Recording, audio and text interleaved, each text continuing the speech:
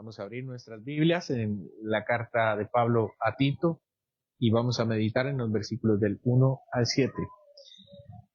Y en esta carta podemos ver una fórmula paulina. La fórmula paulina es que la única manera, la única forma para cambiar nuestra vida es recordando quiénes éramos antes de Cristo y quiénes somos ahora en Cristo.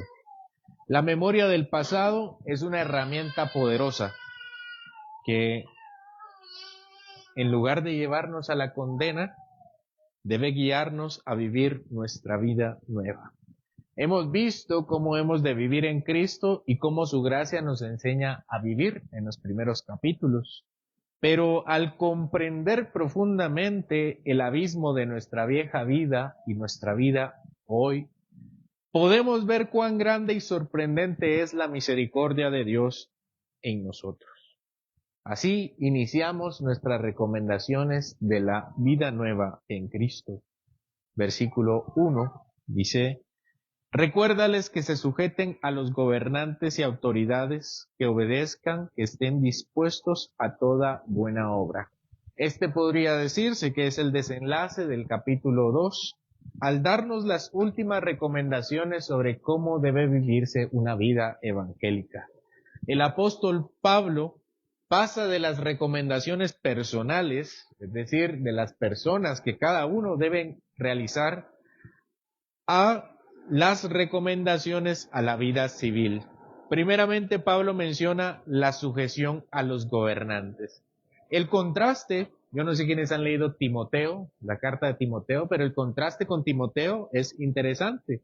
Mientras que en Timoteo, o mejor dicho, a Timoteo, en primera de Timoteo 2:2, a él se le dice, Timoteo era también un pastor que estaba encomendado, Tito era encomendado a Creta, pero Timoteo era recomendado a Éfeso, y a Tito le pide que le enseñe a la iglesia de Éfeso a orar por sus gobernantes. Eso dice Tito 2:2.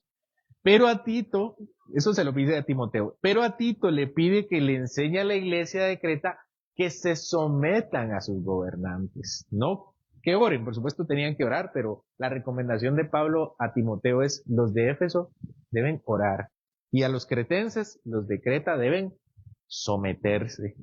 Tal vez los efesios necesitaban más un espíritu de súplica y los cretenses necesitaban ser menos obstinados y rebeldes. Ellos debían sujetarse. No por nada les dice en el capítulo 1 que ellos eran malas bestias, probablemente por su incapacidad de someterse. Bien, podemos hacer una aclaración a que la sujeción a los gobernantes nunca debe ser en contra de la palabra de Dios. Es una aclaración importante. Pero aunque eso es cierto, el énfasis de Pablo está en que un creyente debe tener una seria sujeción a sus gobernantes. Pablo no está sugiriendo una mera convivencia con las autoridades. No como convivan con las autoridades y que, bueno, soportenlas, o simplemente traten de llevar la fiesta en paz. O sea, trata de tener un espíritu sumiso de humildad y honor, sometiéndose de corazón y de acciones. No es una sujeción solamente de los actos. Pablo no está hablando de vivir una vida hipócrita. Se trata de vivir con el corazón sumiso a los gobernantes. Por si quedaba duda sobre cómo los cretenses debían comportarse, Pablo les pide que estén dispuestos a toda buena obra. A toda buena obra. Y pensemos entonces en el contexto. Si Pablo le dice a Tito que le enseña a los cretenses a que ellos deben sujetarse a los gobernantes y deben hacer toda buena obra, se refiere principalmente a obrar a favor de los gobernantes y con los gobernantes. Es decir, que los gobernantes tienen una forma de trabajar en la sociedad y nosotros debemos colaborar con ellos para trabajar en la sociedad. Por eso dice: sujétense a los gobernantes, obedezcan y estén dispuestos a toda buena obra. Nuevamente, dice Pablo, sométanse a los gobernantes, sujétense a los gobernantes, obedezcan y estén dispuestos a toda buena obra. Es decir, colaboren con sus autoridades para hacer de bien para otros. Pablo les pide que estén bien dispuestos. Pensemos en las disposiciones, aunque Pablo no lo desarrolla, nuestro Señor Jesús sí habla de las disposiciones que debemos tener nosotros con nuestros gobernantes. Mateo 5, versículo 39. Y no son meramente colaboraciones. Dice nuestro Señor en Mateo 5:39, a cualquiera que te hiera en la mejilla derecha, vuélvele también la otra. Y al que quiera ponerte a pleito, quitarte la túnica, deja también la capa. Y a cualquiera que te obligue a llevar carga por 1 milla, ve con el 2. Al que te pida, dale. Y al que quiera tomar de ti prestado, no se lo rehuses. Aquí el Señor habla principalmente de la guardia romana que usaba su autoridad y poder para aprovecharse de los judíos. De modo que cuando Pablo le está diciendo a los cretenses que se sometan y que hagan toda buena obra, no se refiere a participar principalmente de la vida civil, como quien tiene que hacer comité de vecinos o un cocode o participar de un comité. No se refiere a eso. Por supuesto que si nosotros podemos hacerlo, mucho que mejor. Pero se refiere a que sometiéndose hagan buenas obras para sus gobernantes. Y nuestro Señor dice, ¿cómo debemos someternos haciendo buenas obras? Como dice, si nosotros nos golpean en la mejilla derecha, que me peguen también en la otra. Y al que se quiera pelear con nosotros y quitarnos nuestra ropa, terminemos de darle todo lo que tenemos. Y a cualquiera que nos obligue a llevar una carga, llevemos del doble de la carga. Y al que nos lo pida, se lo damos. Y al que nos quiera pedir prestado, no le decimos que no. Nuestro Señor Jesucristo no habla de ser hipócritas dejándonos, sino tener una actitud humilde. No se trata de refunfuñar entre dientes sobre lo malo que son nuestras autoridades. El Señor nunca nos puede llamar a una actitud hipócrita. Nos dice que seamos de actitud y acciones humildes. El Señor nos pide que estemos dispuestos a toda buena obra, aun cuando tengamos malas autoridades. Los cretenses eran conocidos por ser malas bestias, que hacían lo que quieren. Una mala bestia, si ustedes intentan domarla, no se va a dejar. Los soldados romanos le pegaban a la gente solamente con el deseo de ejercer miedo, solamente con el deseo de ejercer su autoridad, de humillar. Los soldados romanos tenían ese propósito. Les quitaban las pertenencias y cuando ellos iban en el camino y miraban a un judío, le decían, lleva mi casco, lleva mi carga, si llevaban carga, llévatela, y los obligaban a llevar la carga para que el romano no tuviera que llevar todo lo que tenía que llevar. Y el Señor dice, al que te obligue a hacer esto, hazlo de corazón. Nos pide que demos más allá de lo que la autoridad nos pide, aún siendo mala. Esto es sujetarse a la autoridad, esto es verdaderamente obedecerla y estar dispuestos. De un cristiano no tiene ningún mérito someternos a una buena autoridad. Cualquiera que reconozca que una autoridad está haciendo bien las cosas, sea creyente o incrédulo, dirá, amén, hagámoslo. Lo difícil es ser cristiano y deber someternos a malas autoridades, hacer buenas obras a pesar de nuestras malas autoridades, dejar de ser malas bestias. También en otro sentido, toda buena obra se refiere a las obras de caridad y de civilidad que puedan surgir. Aquí el creyente cretense debe demostrar que no es ocioso, como dice el capítulo 1, ¿se recuerdan, verdad? Así dice el poeta que son los cretenses. ¿Cómo? Ociosos, glotones, malas bestias. Ellos debían demostrar en su vida civil y en la sociedad que no eran así. Se podía decir de los demás cretenses, pero no se podía decir de los creyentes. De esta manera, el creyente no debe abstenerse de la vida pública, ni alejarse de la sociedad, sino ser ejemplo en toda civilidad, pagando impuestos, respetando leyes, ayudando a nuestros vecinos, cuidando nuestro entorno, apoyar las causas justas, socorrer en emergencias, acompañar a los enfermos, dar de comer a los hambrientos, visitar a los desnudos, visitar a los convictos, que son cosas que nuestro mismo Señor nos pide también que hagamos con la sociedad. y de hecho cualquiera que lo haga, el Señor lo pondrá en su mano derecha y les dirá, ustedes lo hicieron conmigo. Además, ellos deben revertir toda reputación que hubiera mal sobre ellos. Dijimos que la reputación de los cretenses era glotones, ociosos, malas bestias. Y ellos debían hacer todo lo que estuviera en su mano para revertir esa reputación, especialmente la de siempre mentirosos. Versículo 2, que a nadie difamen, que no sean pendencieros, sino amables, mostrando mansedumbre para con todos los hombres. Y es que la difamación es una forma de mentira. No debemos hablar mal de nadie. No debemos levantar calumnias, propagar rumores, participar en conversaciones que puedan dañar la reputación de otros.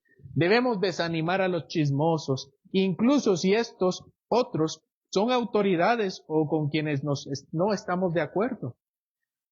Es decir, no debemos hablar mal ni de nuestras autoridades ni de nuestros enemigos. Un corazón transformado por el Evangelio evita usar palabras como armas. Incluso cuando se requiere que nosotros debamos decir la verdad, siempre lo haremos con respeto, sin malicia, sin deseo de destruir al otro. En una cultura que se alimenta de críticas, sarcasmos y murmuraciones en general, a encender fuegos, el creyente está llamado a distinguirse por un lenguaje que edifica y que bendice. Tampoco el creyente debe ser popular, ningún creyente debe ser popular por ser pendenciero. Pendenciero significa peleonero. Al contrario de ser malas bestias, el creyente que ha creído en el Evangelio y se ha apropiado de él, no provoca conflictos innecesarios, no responde con agresividad o con violencia, controla su ira, busca la paz. Pablo no llama al creyente a ser débil ni a tener falta de convicciones, sino a ser firme en lugar de hostil, valiente en lugar de agresivo. El cristiano debe brillar por su espíritu conciliador y por su forma de tratar a los demás con dignidad, incluso cuando no estamos de acuerdo con ellos. Por el contrario, el creyente debe ser amable, dice, amable. Está llamado a tener una actitud de bondad, cortesía y consideración a los demás. Esto se trata de algo más que ser educado. Decir, hola, buenas tardes, pase adelante. Es alguien que tiene ternura, tolerancia, paciencia. El creyente muestra compasión y antepone siempre al prójimo. Una más, es manso con todos los hombres. El cristiano debe evitar ser selectivo para ser humilde. Es fácil ser humilde con aquellos que nos provocan humildad. Pero el cristiano no es más tranquilo con uno que con otro. Por eso dice, mansos con todos, humildes con todos. El creyente sabe ser dócil con su amigo y sabe ser dócil con su enemigo. Con quien lo trata bien, como con quien lo trata mal. Con quien le es cortés y con quien le es maleducado. A todos sin excepción, con autoridades, vecinos difíciles, compañeros de trabajo, personas hostiles o indiferentes. Nadie queda fuera del alcance de la mansedumbre cristiana. Se supone que lo contrario, si nosotros puede decirse algo contrario a esto, solamente puede decirse del pasado de nosotros, no del presente. Por eso dice el versículo 3, porque nosotros también éramos en otro tiempo insensatos, rebeldes, extraviados, esclavos de concupiscencias y deleites diversos, viviendo en malicia y envidia, aborrecibles y aborreciéndonos unos a otros. Pablo dice, nosotros éramos. No porque sea políticamente correcto o demasiado diplomático o hasta hipócrita. Él verdaderamente tenía de qué avergonzarse en su vida pasada. Mientras era perseguidor de la iglesia, era insensato, era rebelde, estaba extraviado y era esclavo de su necedad, era malo, era envidioso, aborrecible y aborreciendo a los cristianos. Y él dice, nosotros éramos insensatos, porque no teníamos discernimiento espiritual, no éramos sabios, no entendíamos que debíamos buscar a Dios, vivíamos de acuerdo con criterios humanos y opiniones sociales. nos guiábamos por los impulsos, emociones o incluso presiones externas. Además dice que nosotros también éramos rebeldes, porque vivíamos en oposición a Dios. Cuando no creíamos en el Señor, simplemente no éramos incrédulos o ignorantes, éramos sus enemigos, porque conocíamos la ley en nuestro corazón y aún así debíamos apagarla. Además, éramos extraviados, es decir, que andábamos sin rumbo ni dirección. No teníamos un verdadero propósito en nuestra vida, alejados del camino del Señor. Creíamos que teníamos un plan, pero al no ser el plan de Dios, estaba destinado a fracasar. Incluso pensábamos que conocíamos a Dios, pero no le conocíamos de una forma personal. Además, éramos esclavos de concupiscencias y deleites diversos, porque vivíamos dominados por nuestros deseos pecaminosos y nuestros placeres egoístas. No éramos libres. Creíamos que éramos libres, pero estábamos en la cárcel de nuestras pasiones. Estábamos atados a los impulsos interiores, deseos sexuales, deseos desordenados, ambición, guía, vanidad, rencor, cualquier tipo de placer que solo alimentaban el vacío del alma y todo tipo de males. Justamente en esta semana escuché una conversación de un alcohólico que negaba tener el vicio del alcohol y le dijo, yo puedo dejar el alcohol cuando yo quiera. La otra persona le dijo, entonces déjalo. Él le respondió, no quiero. Éramos esclavos. Creyendo que no éramos esclavos, nuestros deseos decían, ustedes son esclavos. Vivíamos también en malicia y envidia. La malicia implica una disposición interna a actuar mal. Cuando nosotros decimos, él es malo, él tiene malicia, más que de sus actos, estamos hablando de su corazón. Tiene malas intenciones. Planea y desea el daño para otros. La envidia, por su parte, es el resentimiento hacia los demás por lo que tienen o por lo que son. Una actitud destructiva que nos hace compararnos con los demás de una manera insana y anhelamos lo que no nos pertenece. Vivir en malicia y envidia es vivir en un estado de constante irritación, desconfianza, egoísmo, donde nuestras relaciones con los demás se ven deterioradas por el pecado. Además dice que éramos aborrecibles y nos aborrecíamos unos a otros. Ser aborrecible implica ser detestable, repulsivo, alguien con quien es difícil de convivir debido a sus actitudes y comportamientos que dañan a otros. Sí, hermanos, éramos aborrecibles, personas difíciles de tratar. Es un estado en el cual la maldad del corazón de una persona es tan profunda que incluso su presencia puede resultar perturbadora para los demás. Además, se nos dice que nos aborrecíamos unos a otros. Esto muestra que la enemistad no era solamente no era monopolio de Dios, también teníamos enemistad con otros hombres. Odiamos de manera integral a los demás.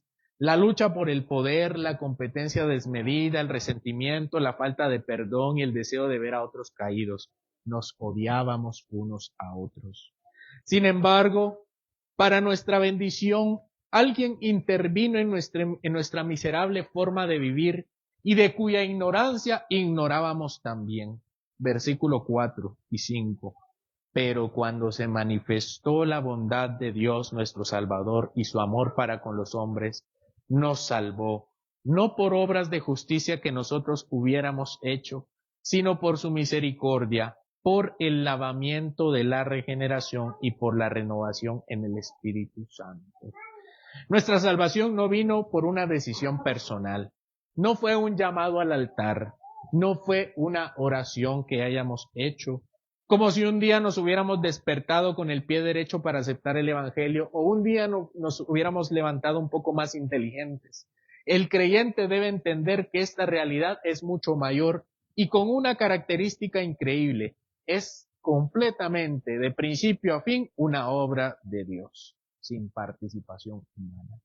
Primero, Pablo nos dice que la salvación de nosotros tiene un origen en la manifestación de la bondad y el amor de Dios. El verdadero amor tiene la característica de que nunca deja de ser. Esto lo dice Pablo en 1 Corintios 13. Esto refleja la naturaleza de Dios, quien es amor. el Dios que nosotros creemos ha sido amor, es amor y será amor. El amor no necesita incentivos. Alguien que verdaderamente ama, ama sin importar a quién, ni cómo, porque el amor es una decisión propia. Así Dios manifestó su amor y bondad a los hombres. Aquello que era oculto a los hombres ahora vino a ser evidente en la vida de ellos. El Señor se los enseñó, que los amaba, que nos amaba. Pero también fue evidente que no fue por nuestras propias obras. Cuando entendimos el amor de Dios, nos dimos cuenta que era su propio amor y no el nuestro. Esto fácilmente podemos comprobarlo por la experiencia. Si tuviéramos que enumerar todas las veces que hemos pecado contra Dios, créame, hermanos, que estaríamos no solamente decepcionados, sino avergonzados. Le hemos insultado, le hemos deshonrado, le hemos desplazado. Fácilmente podemos decir que nuestro amor no depende de buenas obras, porque carecemos de muchas buenas obras. Pero por si necesitaban más evidencia, Pablo les ha dicho lo que le dice a los cretenses. Ustedes pertenecen a una cultura corrupta. Los cretenses son siempre mentirosos, malas bestias, glotones, ociosos. Esos eran ustedes a los cretenses. Además nos ha dicho antes que de ser creyentes éramos insensatos, rebeldes, extraviados, esclavos de nuestras concupiscencias y deleites diversos, viviendo en malicia y envidia, aborrecibles y aborreciéndonos unos a otros. Claramente Dios no vio nada en nosotros para tener bondad y amor. Fue una decisión que Él tomó, Él mismo, no por nuestras inexistentes obras de justicia. No fue por la pureza de nuestras acciones, sino porque Él nos purificó. No fue por nuestra antigua manera de vivir, porque Él hizo que naciéramos de nuevo. No fue por una decisión personal, fue porque Él nos renovó y nos hizo nuevas criaturas. De manera que el Padre unilateralmente decidió amarnos y manifestar su amor a nosotros para salvarnos. Pero primeramente envió a su Espíritu para que nos limpiara y nos cambiara.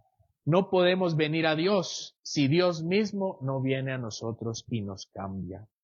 Nuestras malas obras no solo eran una evidencia de un pecado interno, era la evidencia que estábamos incapacitados para buscar a Dios, porque el Espíritu primero debe lavarnos para poder acercarnos a Él para pedirle perdón. ¿Cómo entraremos a la presencia de Dios para pedir que nos perdone si estamos impuros? Ese es el dilema del hombre. ¿Cómo puede acercarse a Dios si no quiere acercarse a Dios? Por eso necesitamos ser lavados, necesitamos ser limpiados para ser regenerados. Regenerado significa volver a generarse, o en términos actuales y evangélicos, volver a nacer. Eso es ser regenerado, volver a nacer. Este lavamiento nos da una nueva vida, como Naamán, el leproso, condenado a muerte por su enfermedad, se sumergió en el río y encontró su vida. Fue al Jordán a lavarse y aunque él era la misma persona, salió como una persona diferente. Como el diluvio con el agua trajo una nueva vida, una segunda oportunidad para la creación. El lavamiento trajo una nueva generación, una nueva vida. Esto es precisamente el problema y la solución que plantea nuestro Señor a Nicodemo. Si no naces del agua y del Espíritu, no puedes entrar en el reino de Dios. Para entrar en el reino de Dios necesitamos fe, pero no podemos tener fe si nosotros no somos diferentes a las criaturas que alguna vez fuimos. Nicodemo salta con esta duda. ¿Cómo siendo viejo puedo entrar al vientre de mi madre y nacer de nuevo? La respuesta es una decisión y obra soberana del Espíritu Santo. El Espíritu va y hace lo que quiere. Él debe hacer la obra en ti para que seas una nueva persona y siendo una nueva persona puedas creer para salvación. No fueron nuestras obras que hicieron vibrar el corazón de Dios. Él soberanamente decidió salvarnos manifestando su amor y haciendo que su Espíritu nos hiciera nuevas criaturas. Además del nuevo nacimiento que recibimos para ser salvos, el apóstol Pablo habla de nuestra santificación. Él dice que así como somos lavados para regeneración por el mismo Espíritu somos renovados. El nuevo nacimiento o regeneración es un momento de nuestra vida, pero la renovación es el resto de nuestra vida. Al decir que el Espíritu nos renueva, la palabra usada en el idioma original implica un cambio progresivo. Es como una restauración, un proceso que no termina hasta llevarnos a la gloria, donde seremos plenamente conformados a la imagen de Cristo. Estas exhortaciones también les da Pablo a los romanos cuando dice que no sean hechos como el mundo, sino que renueven su mente. O como le dice a los efesios cuando les pide que también renueven su mente, que se vistan del nuevo hombre en justicia y santidad. Mientras más somos inmersos en esta meditación, en la meditación evangélica, mejores receptores de las bendiciones del Espíritu seremos. Por esta razón, Pablo nos llama a ser llenos del Espíritu Santo. Él ya nos lo ha dado abundantemente. Ahora nosotros debemos recibirlo abundantemente. Es el acto de Dios de darnos más y más de lo que podemos contener. Como cuando en el Antiguo Testamento Dios derramó su Espíritu sobre los profetas, reyes y sacerdotes de Israel para capacitarlos para su obra. Debemos entender que la abundancia del Espíritu no es un regalo limitado, no es restringido. El Señor nunca se queda sin Espíritu, sino es una obra de gracia que se derrama abundantemente sobre aquel que ama a Dios. ¿Cuán abundante es el Espíritu en la vida del creyente? Se preguntarán ustedes. Eso depende de cuánto le pidan al Señor. La Escritura es clara. El Espíritu Santo tiene mucha abundancia. El Espíritu Santo es quien da los dones, quien guía toda verdad, quien intercede por nosotros con gemidos indecibles, quien nos capacita para orar, quien habla a nuestro espíritu cuando tenemos dudas de nuestra salvación, quien nos ayuda a matar el pecado, quien produce fruto en nosotros, quien convence de pecado, justicia y juicio, quien nos transforma a la imagen de Cristo, quien nos une a su cuerpo espiritual, quien nos ayuda a experimentar la paz, quien nos consuela en tiempos de aflicción, quien nos ayuda a discernir la voluntad de Dios, quien nos capacita a vivir con gozo en medio de las pruebas, etc. El Espíritu ha sido derramado abundantemente en nosotros y por eso es una renovación. Qué gran bendición, hermanos. Dios, el Espíritu Santo, ha venido a nuestra vida y ha hecho habitación en nuestro corazón.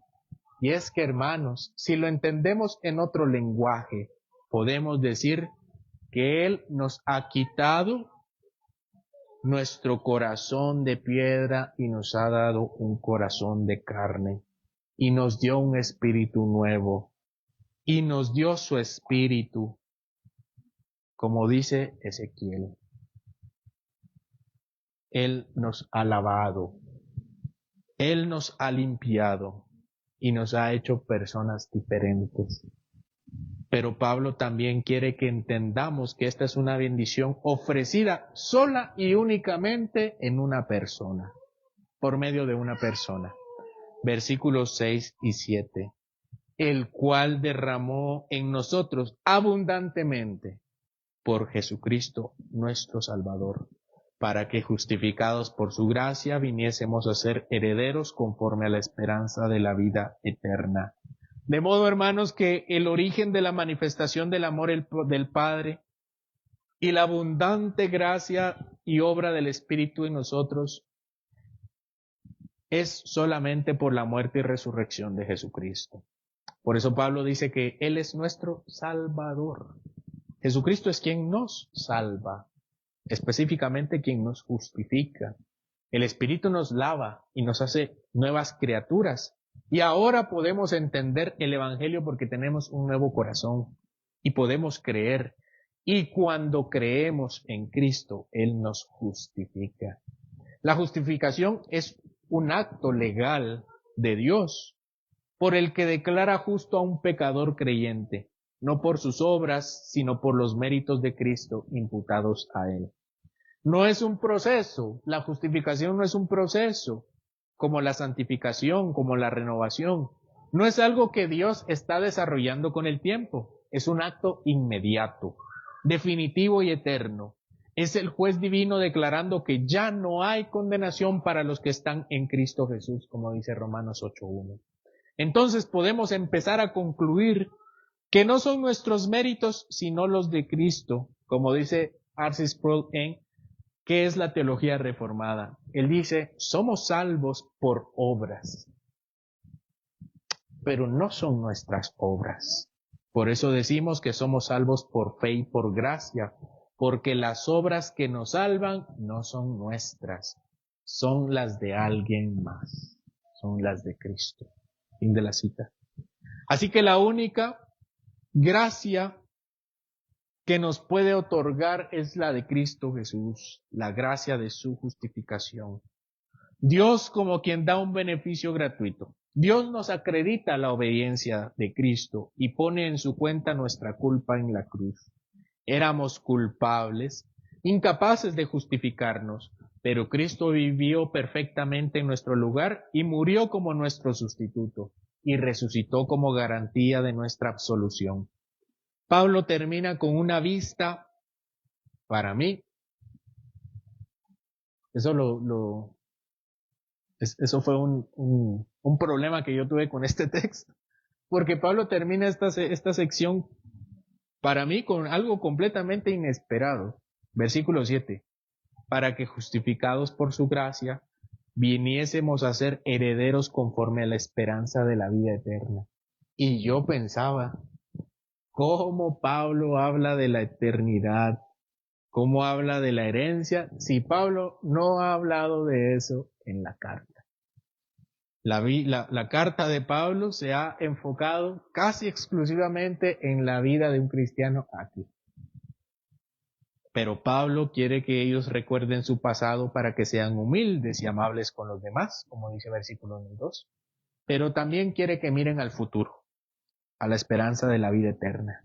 De modo que al empezar el capítulo 1 y a terminar en el 3, podemos ver cómo Pablo quiere que los cretenses miren lo que eran antes de Cristo, lo que deben ser en Cristo y lo que serán con la perfección de Jesucristo.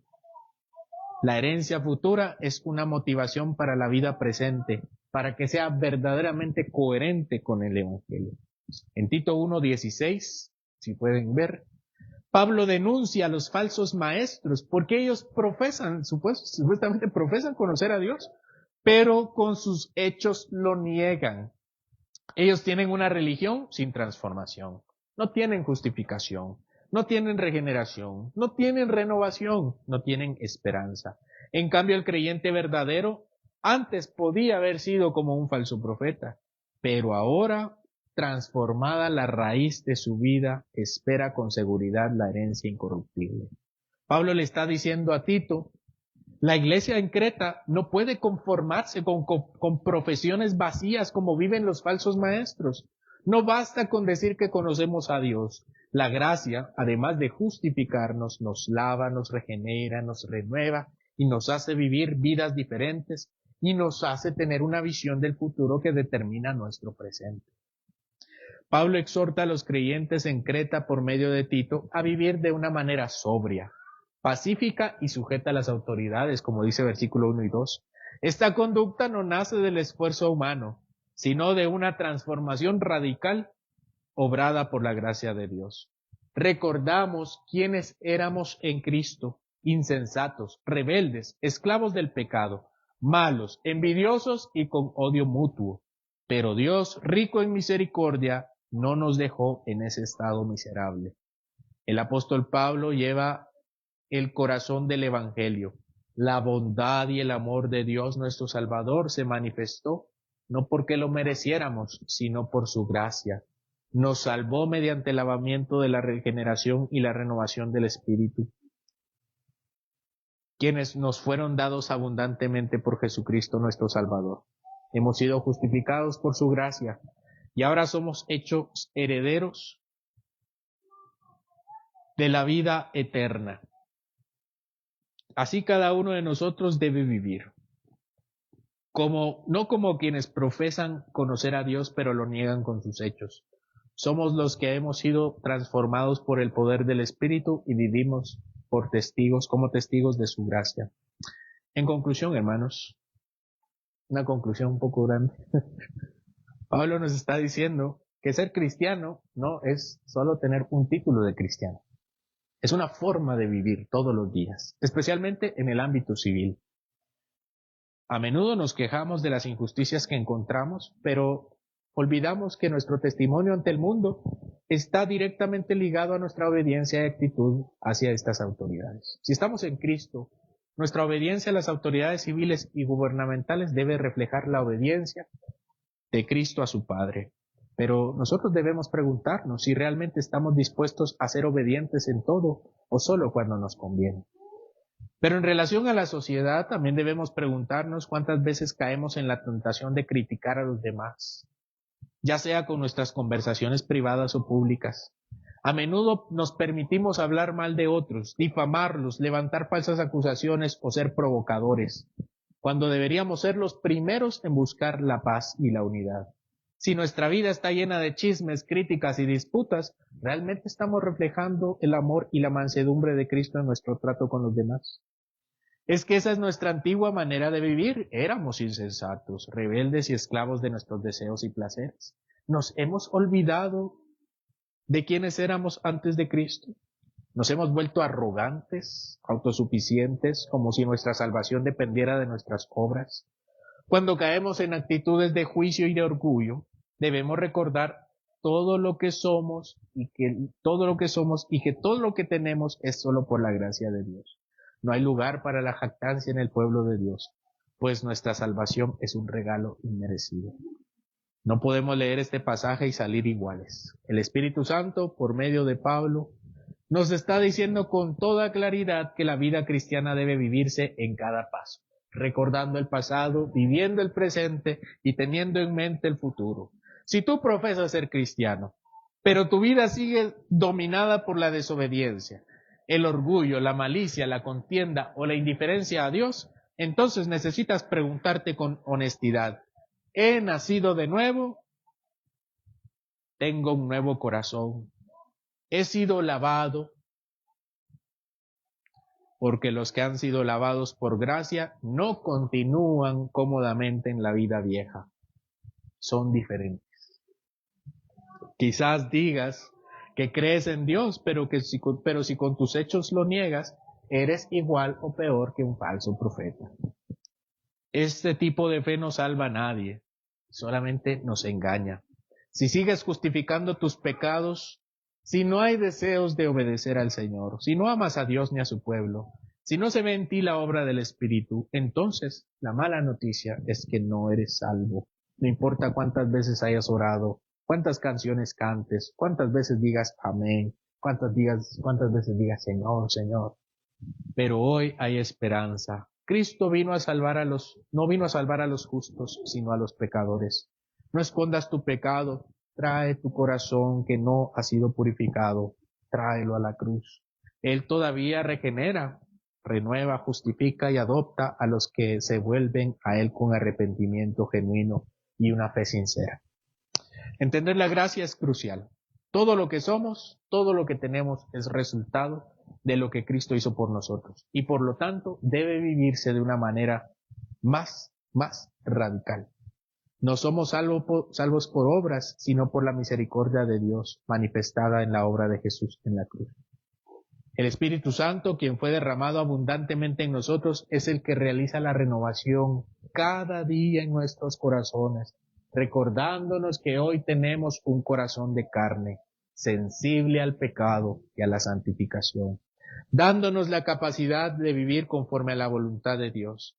Este es el fundamento de la vida cristiana. No vivimos para ganar la gracia, sino porque hemos sido alcanzados por ella en Cristo.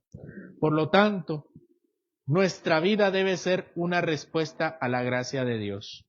Por eso Pablo se desgasta en 7 versículos recordándonos que vivimos en la gracia de Dios.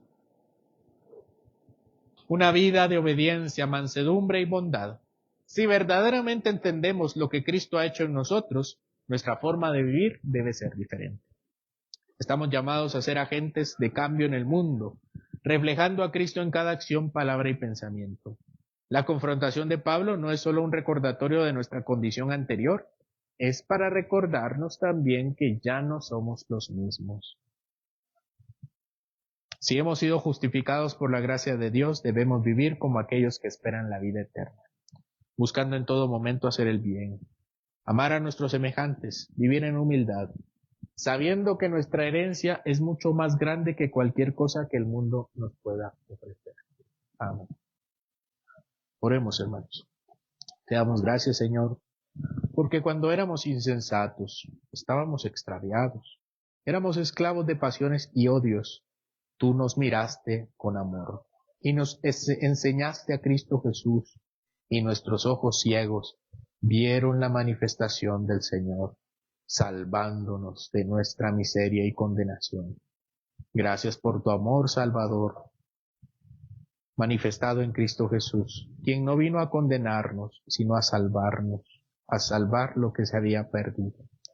Haz que esta gracia no sea vana en nosotros, que nuestra obediencia civil sea testimonio de nuestra humildad en el trato, y que nuestras buenas obras muestren que hemos sido justificados por solamente tu gracia, y ahora somos herederos de la vida eterna.